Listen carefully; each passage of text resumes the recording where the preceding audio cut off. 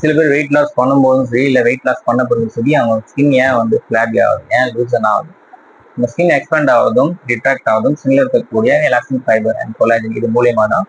Once இது damage ஆயிடுச்சு அப்படின்னா நம்ம ஸ்கின் லூசன் ஆக நிறைய சான்சஸ் இருக்கு. இது ஏன் வந்து டேமேஜ் ஆகுது? First mistake, rapid weight loss.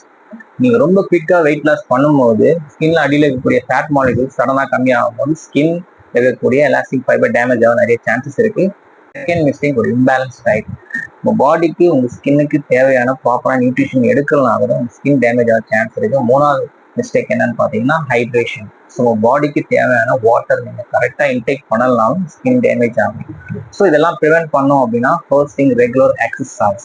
Regular எக்ஸசைஸ்ன்னு சொல்லும் போது especially strength training and then cardio. Second thing, ஒரு ப்ராப்பரான பேலன்ஸ் நியூட்ரிஷன். ஸோ என்னன்னு பாத்தீங்க அப்படின்னா vitamin A, C, E and then omega 3 fatty acids and protein. இதெல்லாம் வந்து பார்த்தீங்கன்னா உங்கள் ஸ்கின் ஹெல்த்தை மெயின்டைன் பண்ணுறதுக்கு ரொம்ப யூஸ்ஃபுல்லாக இருக்கும்.